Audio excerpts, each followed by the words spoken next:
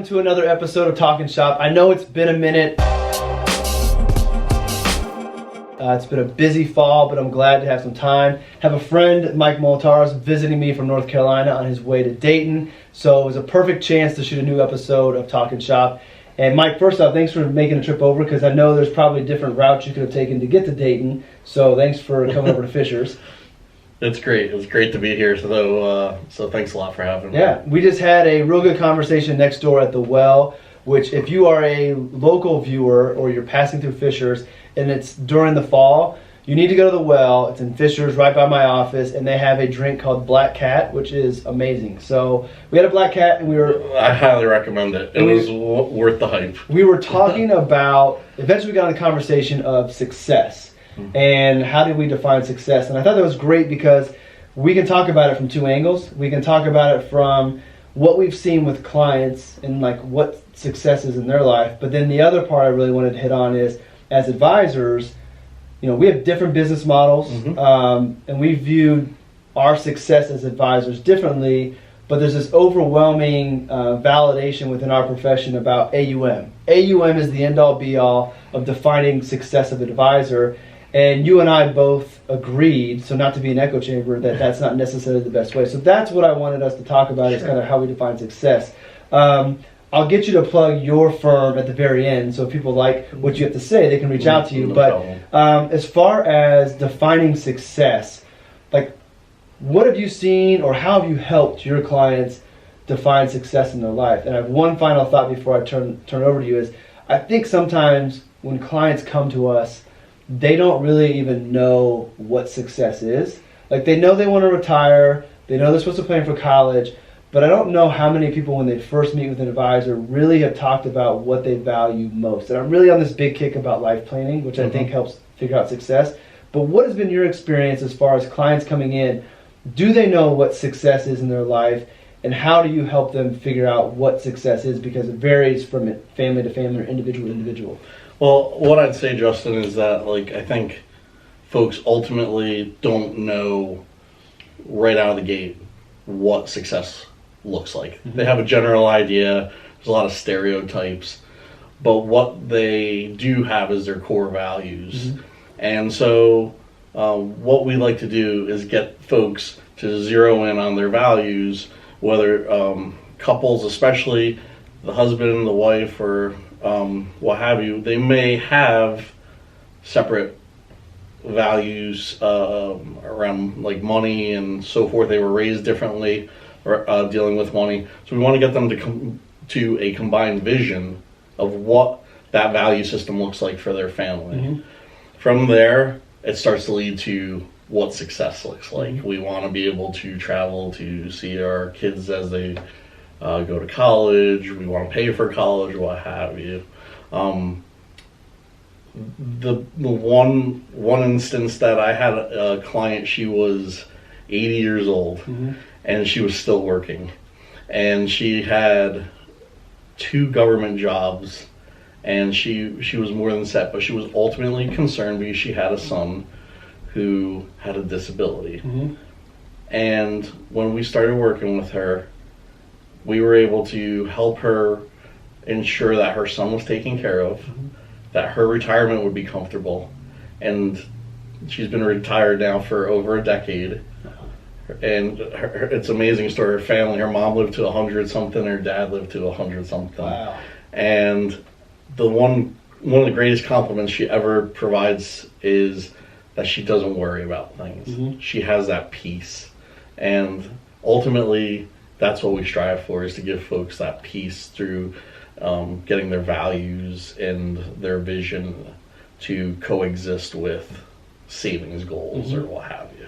So I think that, like, for all the advisors that might buy into the hype that technology is going to replace us, I think that leading someone to success, helping them figure out what success is. So for this particular client, success for her was making sure that her son was taken care of.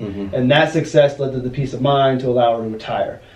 I may be wrong, this may not age well, but I don't think that artificial intelligence, I don't think technology is going to be able to lead a person through that thought process. I think that will always be something that will need to be a human dialogue. Someone needs to guide somebody through that process, needs to ask the right questions, and I think it's a skill set that a human being has. I forget exactly where I was going to go with that, but I don't think technology is going to replace. I think that technology replaces Totally the allocation, the estate planning stuff, the tax planning. Like, I think that could be replaced, but the conversation, the guidance, and the ability to help somebody figure out what is success is what a human being, that's the value that human beings will always bring. I totally agree. I think AI it's going to be a tool that's part of our toolbox, but it's not going to replace that human interaction. It will replace the advisor that does not help their clients find that success. Correct. If you are the human advisor that is only picking the stocks or only doing the taxes, then that might happen. But if you're the advisor who is doing that, but also having these deep conversations, aligning your client's values with their money, and your hat tip to Scott Frank for that quote, then I think you're going to be okay, because what drops on the technology, you're still going to be needed. So I think I know the answer to this, and most people will as well, but success, does it look the same for everybody, or is it different? Oh, it's definitely different. I mean, everybody has something that is core to their being and what they value. So some folks may want to travel. Some folks may want to make sure their kids go to school. Some folks may want to make sure their charitable inclinations will leave a nice legacy.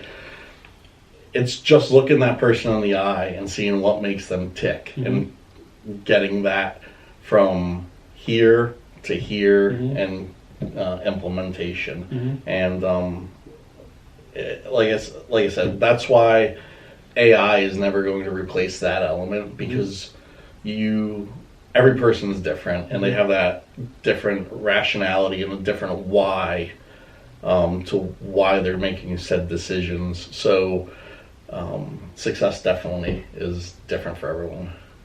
I 100% agree. And the other thing I would throw in there is, you as an individual, you as a family, you get to determine what your success is, not other people. And I think it's hard for us to not judge ourselves and maybe realign what we think we want our success to be what someone else's success looks like. You've got to be honest with yourself and say, this is what's most important values. This is what's most important for me and my family, and that if we can hit all those things and accomplish that, then that's success. Maybe we don't have as much money as somebody else. Maybe we don't take the trips as somebody else, but that's not what we're using to define success. These are the parameters for our success, which is the perfect segue into success amongst financial advisors. Because as we were talking about, and I alluded to earlier, for, let's call it centuries, forever, AUM has been like the judgment of success. We are, when we're thinking of our peers and whether or not they're judging our business and are we successful as advisors, the ADV is the end-all be-all. That number that's reported every year is what people use to judge. And as I shared with you, what really struck a nerve with me was leading up to the Wealth Box conference, or the Wealth Stack conference, seeing people comment on the particular panel that I was on, questioning whether or not the panelists were qualified to sit on stage and talk about building business and building brands using content based off of the amount of assets that we manage or where we are in our careers. And it really bothered me, because my success as an advisor is not how much I manage. Like, that's not what I'm after. I'm not after growing a billion-dollar firm.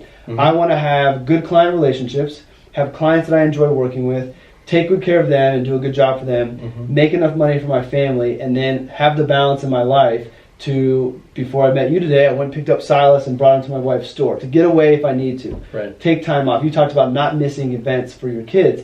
To me, whatever size my business grows to that allows me to get that is success. Yeah, maybe I could try to make more money and have a bigger business, but in doing that, I have to sacrifice other things that maybe don't align with my personal values to make success. So I make the argument that AUM is no longer the success. The trouble thing is, there's always going to be those awards. There's always going to be benchmarking that goes on, and how do you do that? AUM's easy, but client satisfaction. How happy are your clients? Retention. Are they leaving you? Like, what type of work are you doing? And then, are you happy with the life that you're leading? Those are harder metrics. I don't think that we need to really worry about what other advisors think about our business. I just think we advisors need to internally look at, okay, am I happy? Is my business good? Am I doing right by my clients? Is my family life good?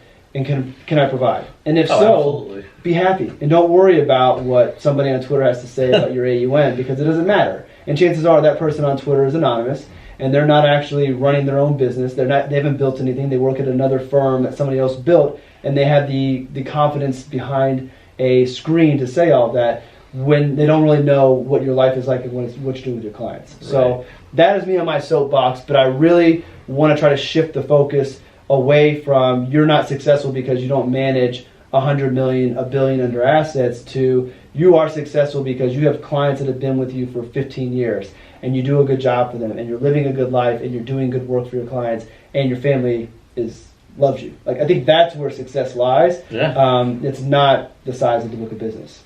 Yeah, well, like I was telling you, ironically with Veterans Day right upon us, one of the reasons I got out of the military was because I wanted to make sure that I was home with my family. I wanted to see my kids grow up. I wanted to be there for their events. And I knew I wasn't going to have that life if I stayed in my current, or at the time, the current position. So I transitioned to the financial industry. And success has been, I get to have the flexibility. Similarly, I get to go to my son's preschool and pick him up or have lunch with him. I get to, come out here to go out to see one of my friends and clients retire from the military. Get to come see you. I mean, just that flexibility is huge. And the fact is that success to me is, do I pay or am I able to keep the lights on every day? Yes. Are my kids fed? Yes. Am I able to give back to my community and using my knowledge and finances? Yes. Those are all things that are important to me, and that's how I define success. I'll be honest, I've had to get comfortable with my friends saying, well, you're successful. Because I always get worried that success might equal,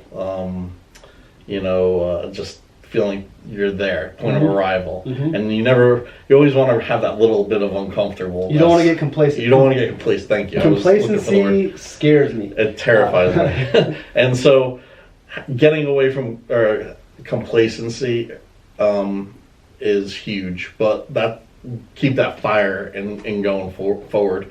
But success, like I told you, I got to see each of my kids' first steps.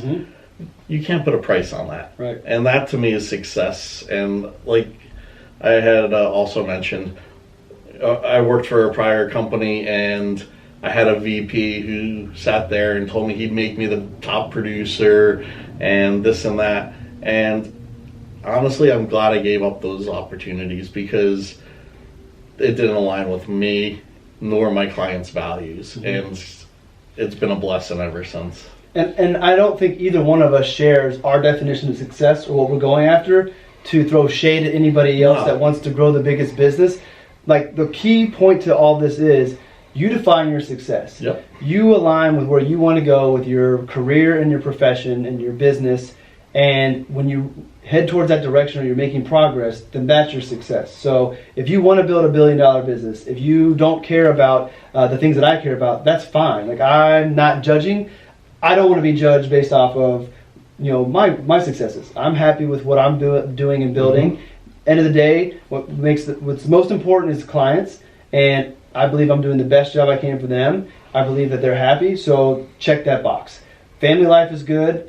Had to work through some travel stuff this fall, which maybe reset my priorities for things I want to do coming up, but that's in good shape. So that is success to me, but that doesn't mean it has to be success for you. So again, I say I don't want people judging me on my successes. I'm not judging you or anybody else on their successes. Like, we just have to be more worried about ourselves and making sure we're doing things the right way and not worry about what other people do. I just there's a book out there written, it's called The Last Lecture by Randy Pausch. It's a short read. If you ever get the chance, read it. It was a professor at Carnegie Mellon who was dying from, I believe it was pancreatic cancer. You probably need Kleenexes as you read it? Yeah. Okay. And this, it's not a business book, it's a life book. And there was I'm not a fast reader by any means, but I read this book in like 2 days.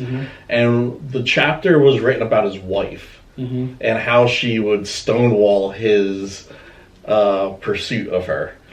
And he wrote a great line in it, and he said, brick walls exist.